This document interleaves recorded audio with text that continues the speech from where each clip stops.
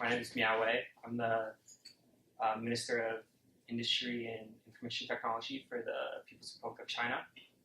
And I'm here today to tell you about a few advancements that the People's Republic of China has been making recently. We recently have met with the Kingdom of Thailand to promote our deal with the Krok Canal and advancement in the construction of that. We would like to make it very clear that the Kingdom of Thailand is the main player in the construction of the Krok Canal, and we are not in any way limiting their ability to express their opinions or trying to be imperialist in any sense. Furthermore, the People's Republic of China is proud to announce that later today we will be hosting a summit with the Russian Federation to discuss strengthening economic ties and further building a trade deal between the two countries. And lastly, the People's Republic of China would like to express our disappointment with the meeting between President Donald Trump and President Xi Jinping, as it was halted by certain allegations made by the United States. Thank you. Questions?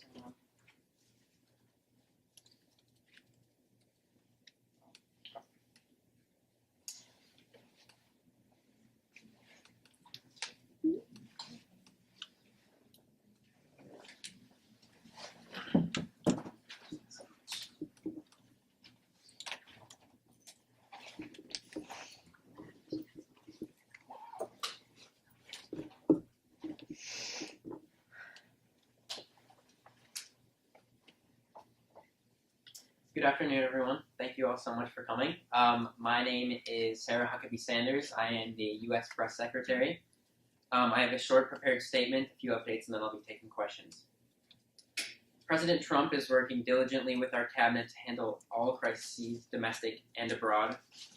During this cabinet session, much was discussed, including a summit between President Trump and President Xi Jinping of China. President Trump has made comments saying that the acts of President Xi Jinping are insulting, disappointing, disgusting, following Xi Jinping's inability to work with President Trump on simple issues like trade and fair trade practices. Ultimately, tariffs on China were implemented from the summit, 25% on iPhones and 10% on Chinese computers because of the disgust President Trump had. Some other examples of China's unfair trade practices are currency manipulation to beat out U.S. competitors, flooding the U.S. steel and aluminum markets, and intellectual property theft by having less regulations on corporate and environmental innovations in China. And President Trump would like to make it very clear that he is extremely frustrated and upset with China for not working with him on this simple issue that can solve many problems for both countries. President Trump would also like to make it clear that the midterms were a great success. Republicans would have rightfully gained such seats in the House if it weren't for Democrats openly encouraging voter fraud. And this is an unprecedented thing for Democrats to say illegals should vote in the midterms. And on top of that, President Trump would like to make it clear that we had an incredibly safe midterm election, incredibly safe. No threat, I repeat, no threat from any person or from any country or foreign entity has threatened this election this year, and President Trump is very proud of that. And I'll be taking questions. Yes. All right. So on the topic of the tariffs on Chinese iPhones and computers and the currency manipulation, can you give specific statistics as to how you have come to those conclusions? That China. Are you asking me how I've come to the conclusion that China is manipulating the trade war? Yes. Yes. So currently we have as many of you know, we have a trade deficit with China. And so interestingly enough, China has lower regulations on environmental, corporate innovations, and just corporate regulations in general are less in China. And this is going against World Trade Organization rules because now Chinese competitors have a heightened advantage against U.S. competitors, so they can steal intellectual property like patents because they can move faster in China than they can in the U.S. And this is a huge problem because It's destroying U.S. companies. Jobs are being lost. And President Trump wants to make it very clear that he's looking for reparations because of this. Yeah. Is it wise for the United States to use inflammatory rhetoric against a country, whether we like it or not, that we are dependent on for our economic stability? Are you referring to China? You're saying that? Yeah, I'm referring to China. Yeah, and I'd ask the same question of President Xi Jinping, who actually started by calling our great President Trump an orange buffoon on Twitter, and many other inflammatory remarks. We're simply following his lead because obviously he is making a fool of himself on the international community. President Trump also thinks that is childish and disgraceful of him to call him that name and use that type of rhetoric. Okay. Thank you.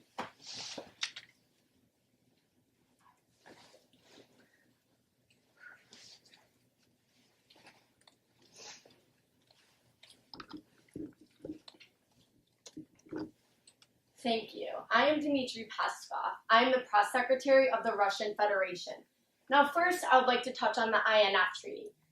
Russia has not violated anything. We are entitled to weapons and missiles and are not going to harm anyone.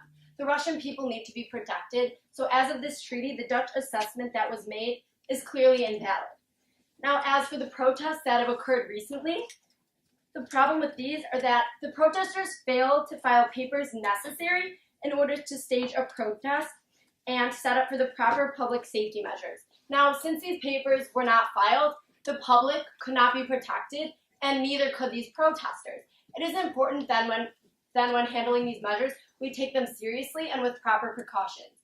Now, Russia also is very excited to announce that we will be working with China to boost our economic ties. Now, Russia is focusing on domestic policy as well, and we are going to bring better economic prosperity to the land. Now, this may be with aggregate demand, and as the aggregate demand improves with economic ties with China, that multiplier effect will allow our economy to grow and prosper once more.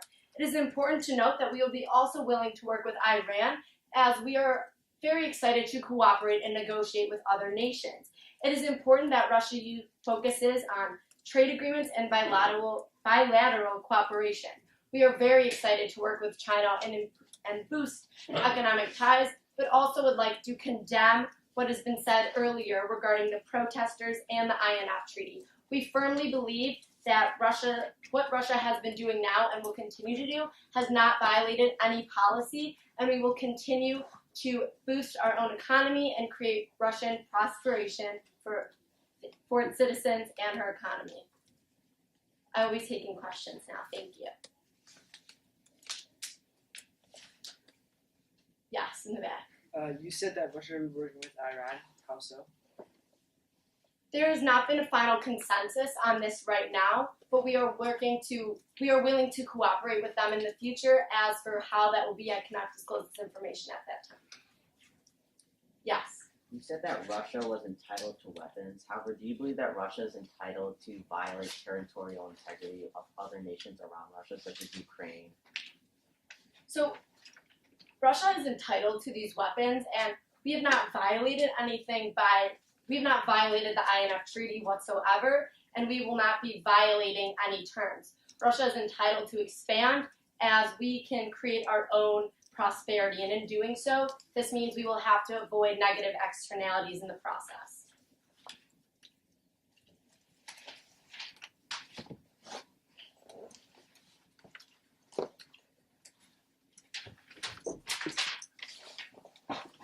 Good afternoon. My name is Stefan Seibert, and I am the German Press and Information Agency head for the Federal Republic of Germany. Currently, the Federal Republic of Germany has been working diligently on an array of conflicts. We affirm our economic action in defending vulnerable nations and affirm our support for Ukraine, and have aided in this conflict by setting a tax in place to allow monetary aid for Ukraine.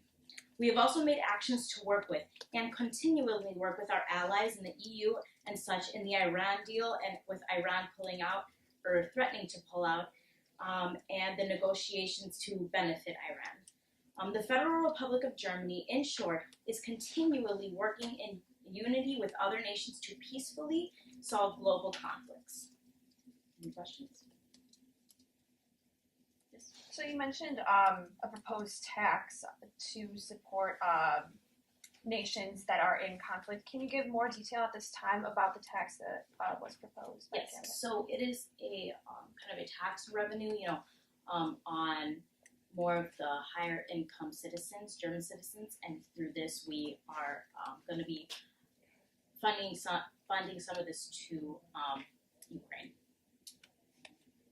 Yes. And you stated that Germany was working to help aid Iran.